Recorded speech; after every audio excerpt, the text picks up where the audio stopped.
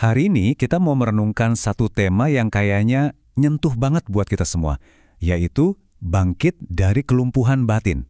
Nah, kita bakal ngambil cermin dari kisah di Injil Yohanes. Ini bukan sekedar cerita loh, tapi sesuatu yang bisa kita pakai buat ngaca, buat melihat perjuangan kita sehari-hari. Oke, kita mulai dari sebuah perasaan yang saya yakin kita semua pernah ngalamin. Perasaan mentok. Rasanya tuh kayak kejebak di satu situasi dan nggak tahu mesti gimana lagi. Coba deh, kita jujur sama diri sendiri sejenak.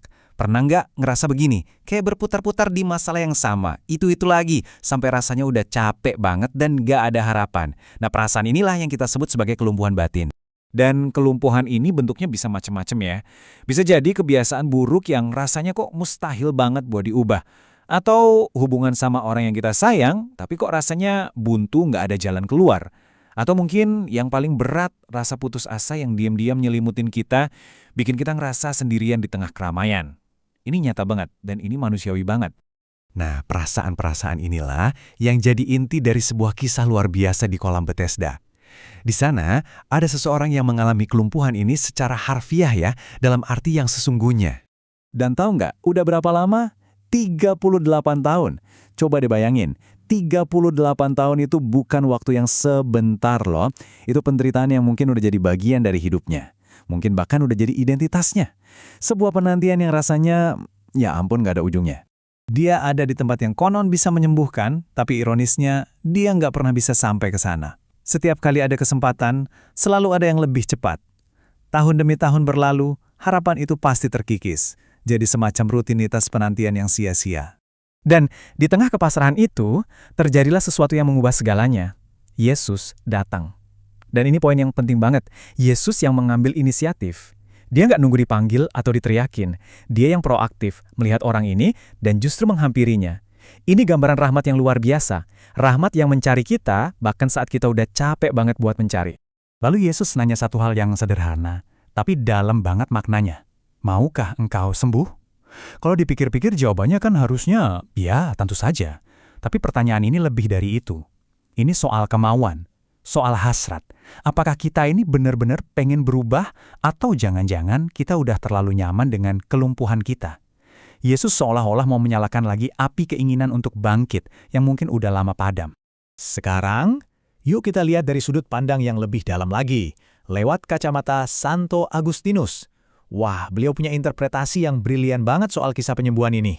Jadi, Santo Agustinus melihat 5 serambi di kolam itu sebagai simbol dari hukum Taurat. Apa sih tugasnya hukum? Hukum itu kayak cermin. Dia bisa nunjukin kalau kita ini sakit atau lumpuh karena dosa. Dia bisa mendiagnosis masalahnya. Tapi cermin kan nggak bisa menyembuhkan. Nah, di sisi lain, rahmat Kristuslah yang datang dan benar-benar memulihkan kita sampai ke akar-akarnya. Jadi yang satu nunjukin penyakitnya, yang satunya lagi ngasih obatnya. Keren banget kan perbandingannya? Terus, apa artinya ini semua buat kita sekarang, khususnya di masa Prapaskah? Ini bukan cuma cerita kuno, tapi ini undangan pribadi untuk kita masing-masing. Seringkali, kan kalau kita jatuh ke lubang yang sama berulang kali, kita jadi hakim yang paling kejam buat diri sendiri. Kenapa sih aku gini lagi? Kita nyalahin diri sendiri. Tapi pesan hari ini jelas banget. Yesus datang itu bukan untuk menunjuk-nunjuk kesalahan kita, tapi untuk mengulurkan tangannya dan ngajak kita berdiri. Jadi, gimana cara kita merespon undangan ini? Ada 3 langkah praktis nih. Pertama, kita akui kalau kita butuh pertolongannya. Kita tanggapi rahmatnya itu. Kedua, bawa semua kelumpuhan kita, semua luka dan kelemahan kita ke dalam sakramen tobat. Udah jujur aja, nggak usah cari-cari alasan lagi. Dan yang ketiga, yang paling penting, dengarkan baik-baik apa yang dia katakan pada kita. Dan inilah perkataannya untuk kita. Bangunlah, angkatlah tilammu dan berjalanlah. Perhatiin deh, ini bukan sekedar saran, tapi ini perintah yang penuh kuasa. Sebuah ajakan untuk berhenti pasrah dan mulai melangkah ke dalam hidup baru yang sudah Dia siapkan. Oke, sebagai penutup, mari kita simpulkan semuanya dengan sebuah harapan yang baru. Kisah ini adalah janji. Janji bahwa nggak ada kelumpuhan yang sifatnya permanen kalau kita bersama Tuhan. Bahkan, Nabi Yesaya udah menubuatkan hal ini jauh-jauh hari. Orang lumpuh akan melompat seperti rusa. Bukan cuma jangan loh, tapi melompat, penuh sukacita. Nah, itulah gambaran pemulihan total yang Tuhan tawarkan bagi kita semua yang mau menerima rahmat-Nya. Pada akhirnya, pertanyaannya kembali ke kita masing-masing.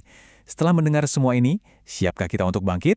Siapkah kita untuk meninggalkan tilam kelemahan kita dan mulai berjalan di jalan yang baru? Jawabannya ada di tangan kita.